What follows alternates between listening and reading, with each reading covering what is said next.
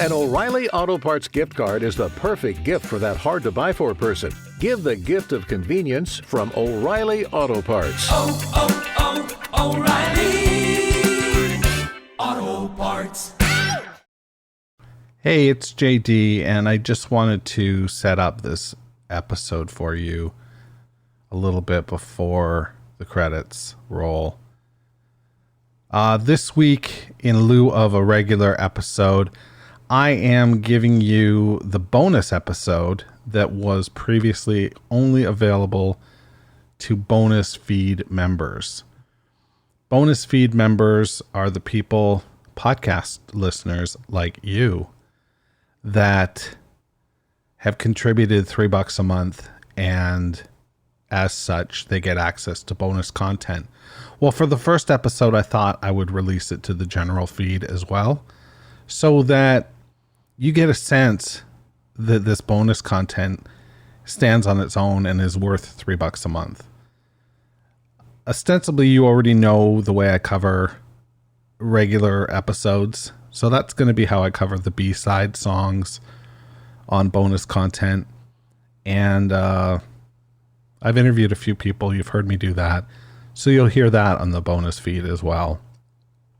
So this is my call to action. For $3 a month, you can basically buy me a cup of coffee, and I'll be really appreciative. And in return, I'll give you extra content. So if you can do that, go to meetingmalcolmist.com, click on sponsor the podcast, and make a reoccurring payment for $3 a month. It's really easy, and it's helpful to me. So that's my appeal. And, I'm not going to bang a drum too hard here. The only catch is that the system is set up as such that it doesn't tell me who has contributed. So once you contribute, drop me an email, jd@meetingmalcolmist.com, or send me a tweet, letting the world know that you've done it, so that I can thank you personally, because it's $3, but I know what $3 is, and it's not something that everybody has every month, especially to give away to some podcaster. And again, I don't want anyone to feel obligated they need to do this or have to do this, but it's a nice little bonus. So that's it. Let's go into the episode.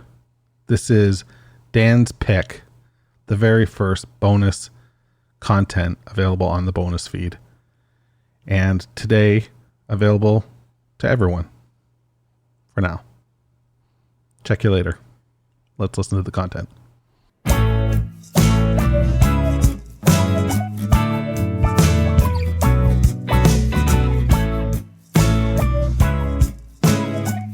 Welcome to Meeting Malcolmus, a pavement podcast. Hey, it's JD, and this is a special bonus episode appearing in the bonus feed for those of you who have contributed the $3 or whatever it was. I think it's $3 a month, and you get bonus content. And this is the first piece of that bonus content. This idea came to me, basically got a couple of emails, and the emails were saying, hey, I really am getting into pavement listening to the show, which to me is just super cool, because my presumption was that the people listening were already pavement fans, and they were trying to listen to, just be nostalgic, and maybe if they hear a factoid or something like that, or whatever, But apparently there are people that listen that are using this as a tool to get into the band a bit and go through the discography with me. So that's pretty cool.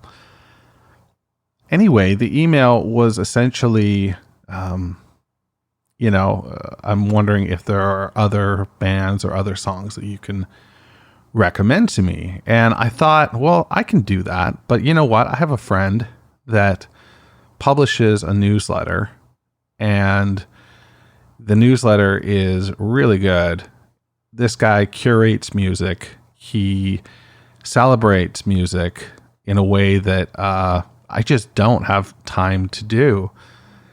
I enjoy, what I hear, but I don't get a chance to listen to as much as I would like. And Dan does. So I thought I would invite Dan on the show to periodically to recommend a band or a song in the vein of, the theme of the show, which is Meeting Malkmus, which is Pavement. And it might be, a contemporary band that's got a vibe or a flavor. It might be somebody who were contemporaries of Pavement.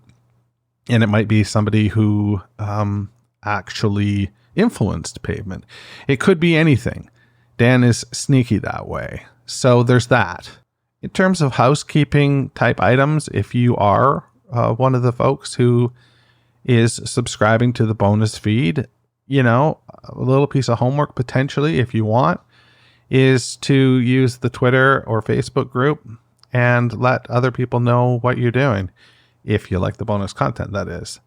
If not, then that's cool too. You can cancel at any time and, no sweat. The podcast is going to go on unfettered and not impacted by this bonus content, which is just going to go up willy-nilly as I sort of put it together. So to recap, occasionally we'll do a pick with Dan. We're going to cover B-sides and other songs that we don't cover in the main podcast. And there may be the occasional guest that appears in this feed as well. So there's that. What do you say we stop with the dilly-dallying and I call up our friend Dan from Toronto and we give him a chat. Let's do that right now.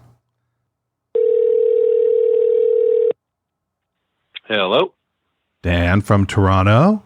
Hello. Hey, man. How are you doing? I'm doing good. You? I'm really, really quite well today. Thanks for asking. Awesome. I really appreciate you doing this. I think this is going to be a lot of fun. I'm so excited. Well, cool. Truly. Oh, cool. Yay. Well, why don't you start start at the start, right? Yeah. What's your deal with the band Pavement?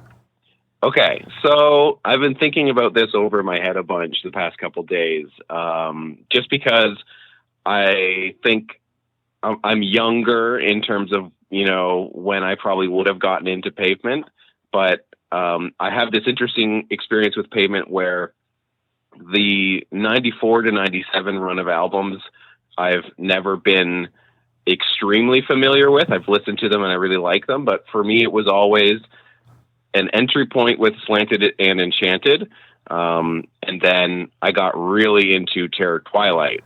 Oh, wow. So I kind of have this thing where I really like Crooked Rain. I really like Wowie Zowie, Brighten the Corners. I think they're really cool records, but I have way more experience with the bookends in terms of listening experience. I would have got Slanted and Enchanted when I was in high school.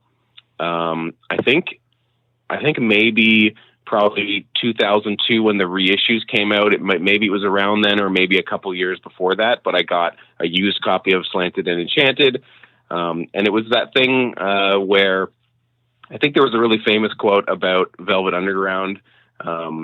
Like not everybody bought their album, but everybody that did started a band. And I feel like Slanted and Enchanted. I think somebody else has already made this comparison. And it stuck in my mind, but I feel like Slanted and Enchanted was that for a whole generation of people that were maybe right before me, and I was catching the tail end of hearing Slanted and Enchanted and thinking, oh, this is achievable. Like this is, this rough kind of eccentric, but, addictive rock and indie pop. And, it was this mix of all this stuff that I liked, and it felt like something that I could imitate. So it was very important for me when I first heard that record. And then I went to college and somehow ended up with Terror Twilight. And I listened to that like straight through college. So Spit on a Stranger being probably maybe one of my favorite Pavement songs of all time. Oh, it's a great song. Yeah. I love that record too. That was my that was my real entry point into the band as well. Yeah.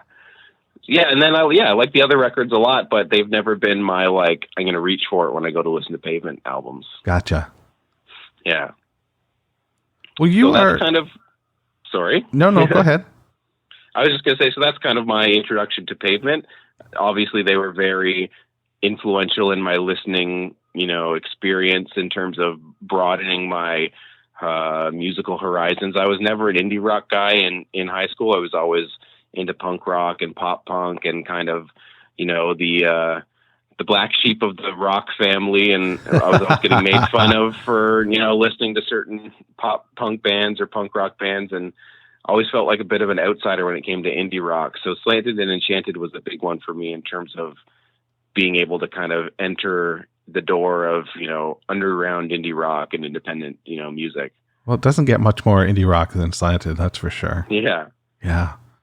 Well, you are, I introduced you earlier on as my friend that really goes out of his way to listen to as much music as he possibly can. I feel like sometimes you probably give yourself, anxiety over your ability to listen to as much as you can. I'm somebody who just, I've dealt with the fact that I just can't keep up, but you are somebody that curates playlists and you curate bands, like a specific playlist for bands. You're like always the first person I think of when I'm thinking about a new band and I want to know where I should go with that band. Yeah. What would be the record to listen to? Blah, blah, blah. Oh, Dan will know. And more recently, you've started curating a newsletter that curates those recommendations and ideas. Do you want to talk a little bit about that? Sure. Yeah. So over the years, I've had a lot of attempts of trying to write about music or share music. I've always felt like I wanted to put that positivity out there when you find a new band or when you're excited about a new album and you want to share it with people and talk about it. I've spent a lot of my life trying to figure out, like, how can I do that online, to various degrees of success. I was a music reviewer and writer for a number of years in Toronto, doing like live show coverage and stuff, and album reviews for a website, and eventually kind of died off on it when I started to get really into film and podcasting about film. So it's always been kind of my first love was music, in terms of when I was younger. So what I decided to do eventually was just, I was sending a lot of tweets out about albums I liked and stuff. And I found like, a lot of people were following me for music. For movies. And so it was a little bit like falling on deaf ears a little bit. So I thought I'm going to start a Twitter account called the Discover Tab, which is what it is. It's at the Discover Tab. And I'm just going to, if I'm listening to an album, I'm going to share the album there. Or if I'm, spending my Friday morning making a big list of albums to listen to that came out today, I'm going to put them all out there. And that eventually turned into a sporadic newsletter. I try not to send out a ton of newsletters. It's maybe once a week tops, where I'll either post a mixtape that I've made, or on Fridays I'll post a Spotify playlist of the stuff that's new out that day that I'm listening to. And then I'll just try and, signal boost record labels or signal boost bands that I think are cool and just try and get, a couple more years on them. Yeah, I think it's a great idea, and it certainly doesn't come across like spam or anything like that. Like you're saying, you're not inundating people with a newsletter every day or opt out letters to opt in and opt out. Like it's like, hey, do you want to listen to some cool music? It's pretty chill and highly recommended. Awesome. Yeah. So I hope that this is something that we can do sort of reoccurring. I would love to. Yeah. I think this could be a lot of fun. Totally. What have you brought today?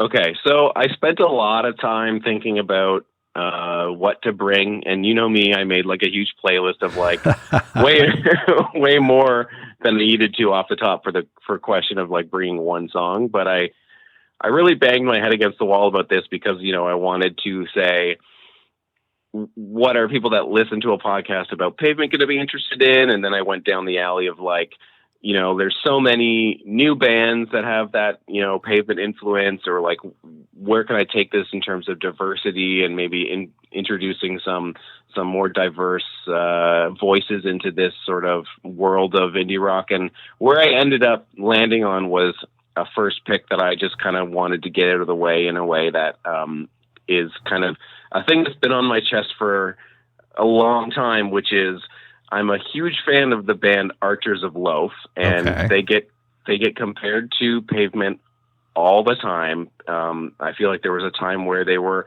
constantly in the same breath in the 90s indie rock world, despite being quite different in my opinion. But for me, when I think about like a 90s indie rock band that I'm going to reach for an album to listen to by, I almost always go to Archers of Loaf first. They're one of my all-time favorite bands. I just want to get the word out about them a little bit. They're not necessarily underrated or unknown by any means, but I just love them so much. So I brought. Sorry, I was just going to say, what's their? Are they still a band at this point, or are they doing reunion things, or what was their era? So unfortunately not. So they were formed in around 1991. They broke up in around 1998. The lead singer, Eric Bachman, went on to do a solo project called Crooked Fingers, which is really wonderful. And they did play some reunion shows in 2011. I think there was a documentary about them. They released a live album in 2015. But I think where they landed right now in 2018, I believe, is that they're saying maybe we could write a record, but I think Eric Bachman had just said, like, I don't have the songs right now. I'd have to write the songs. So I don't know if that's going to happen or not, but yeah. Cool. Yeah. There was a lot of reissues of their albums. They put out 4 full lengths from 93 to 98, and they all have been reissued on Merge Records, and they're really cool reissues and remasters. Yeah. Oh, wow. Yeah. So what record and what track did you bring? Okay, so their most famous song is Web in Front off their first album, Icky Metal, and I thought if anybody knows a song by Archers of Loaf, it's Web in Front, so I'm not going to do that. So I picked the song Harnessed in Slums off of their second album, VV, from 1995. Harnessed in Slums. Yes. Well, let's give it a listen. Let's give it a listen, and then we'll come back and we'll talk about it a little bit. Cool. This is Harnessed in Slums by Archers of Loaf on Meeting Malcolmus, a Pavement podcast.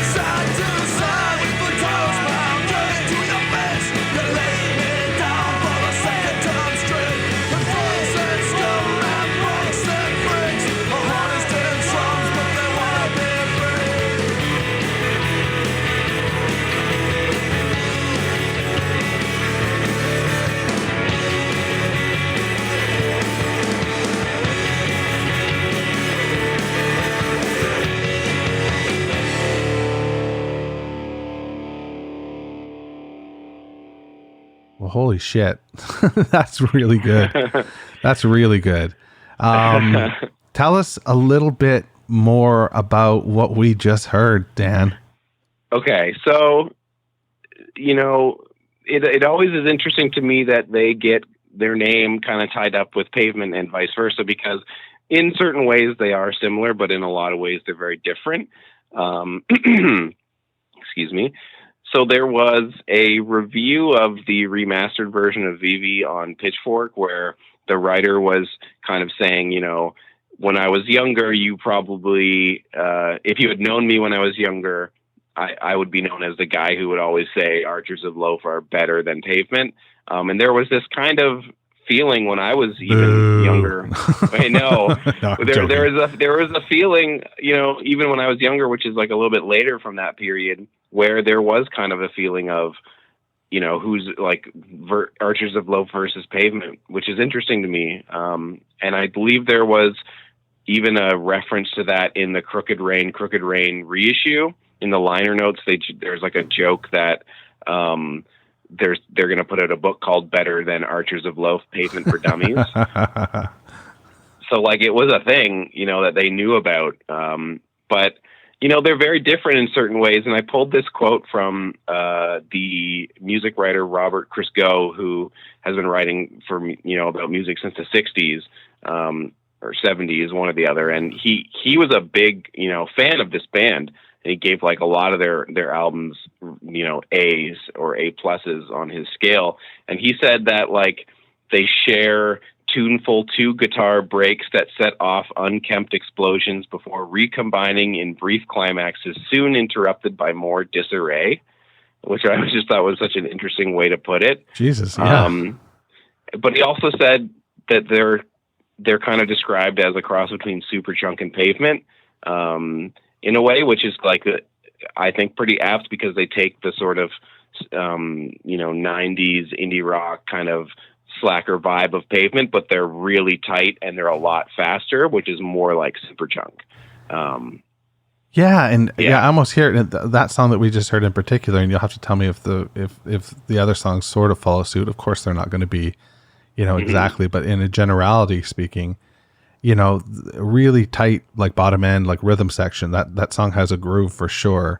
Really bassy, really Tommy, and it just has a great, sort of wiggle your hips sort of vibe to it, if you will. Yeah, their first album, Icky Metal, is a very interesting balance of kind of poppy and really noisy. And I would say over the course of their career, they kind of perfected that balance, and then in their final album they really leaned further into sort of being a quieter, like the kind of juxtaposition of quiet and loud more. Their final album, White Trash Heroes in '98, is much more of a like mature sounding album, whereas their first three are just kind of figuring out that balance. But I mean, right from their start, they're amazing. Icky Metal is like a masterpiece in my mind. But yeah, they're definitely a lot more noisy than Pavement. Pavement's a very loose kind of shambly, jangly band in some regards. Yeah. They use noise a lot, but Archers of Loaf are very much more dissonant in certain ways. I would almost say they're like a meeting point between the band Polvo, which was a merge band. They're very like dissonant, and then like Superchunk, which is a bit more punky poppy. But yeah, they're really interesting. There was another Robert Christgau line where he was talking about them and Pavement, and he said he made the claim that Archers of Loaf are less precious than Pavement, and he said Pavement and Archers of Loaf are the densest of those bands, and that the density defines them, which I thought was really interesting because they are very dense in different ways, I would say.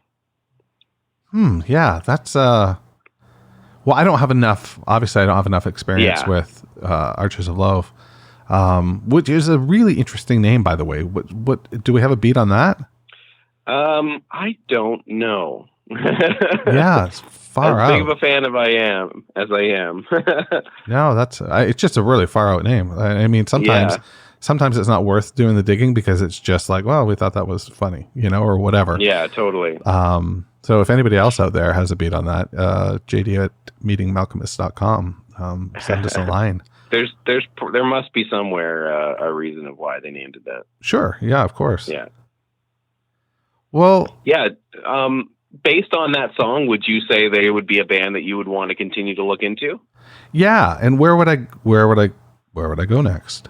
I think you would start right at the beginning with Icky Mettle. They're not a band that, in my mind, that you should just jump in anywhere. Like, I mean, it's only 4 albums, but Icky Mettle starts with Web in Front, which is one of their most popular songs, and for good reason. I think it's one of the best songs written in the 90s, bar none.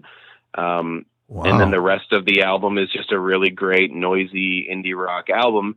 And then when you go through the records, you go to VV Next, which really starts experimenting more with like slower songs, more atmospheric moments, and then All the Nation's Airports, which is their 3rd album, kind of continues that. Yeah, continues that with like a really interesting kind of. There's like a song on there where it's just a song with Eric Bachman and playing the piano called "Chumming the Ocean," which is really great. And so it's definitely starting to show them mature a little bit. And then their final album, White Trash Heroes, is just like a really, really great late 90s sort of indie rock record with lots of different textures. It's really cool. So I don't think you can go wrong by starting at the beginning and just listening to those 4 records in a row. So we've got some homework then. Yeah, if you want to, yeah. Cool. Well, I want to thank you for jumping on and sharing this with us. And I really want to make clear that I would like to do this again. And I hope we can, set that up. That would be fucking dynamite. One more time about where people can find the Discovery tab. Yes. So go to Twitter. We are at the Discover tab. And if you go there, you'll see in the bio, it has my personal Twitter account at YCKMD_. But just go to the Discover tab and then you can click on it instead of trying to remember that. But yeah, the Discover tab on Twitter, and I periodically tweet out about my newsletter, which is the discovertab.substack.com. But yeah, again, just go to the Discover tab on Twitter. It's all there. Awesome. Well, thanks so much. Thank you for having me. Enjoy the rest of your day. You too. I'm going to listen to some Archers of Love. Yeah, and let me know what you think. That's what I want to know most. All right, man. I'll report back next time. That'll be part of these calls, maybe. Oh, I would love that. Okay. We can do that. We can make that happen. Sweet. All right. Thanks, dude. Thank you. Talk to you. Wasn't that great? That was great. Yeah, I think we've really got something here. And I think that Dan's the kind of guy who's going to put in the work for you so that you get something that is really thoughtful and well thought out as well. And I think that could be a real wonderful thing for all of us to learn a little bit more, catch some new bands. I mean, did you hear him talking about various bands? Like, he just knows stuff. He knows. He's a knower, and he's a good person to have when you have questions about things. So there's that. If you liked what you heard, go to meetingmalcolmist.com, click on the sponsor of the podcast, and make a reoccurring payment. It's like $3 a month, and you'll get all sorts of cool stuff like this. I mean, you're paying what? Nothing. Last I checked for the podcast. So, throw $3 my way, and we'll get some bonus content in your feed, and everybody will be happy, especially my accountant. Oh, okay. That's it. Talk to you next time. Be good. Meeting Malcolmus, a Pavement podcast, is a weekly affair.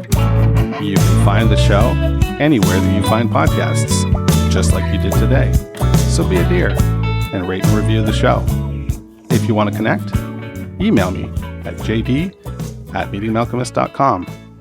I'm also on Facebook, Twitter, and Instagram. Check it out. I'm so social.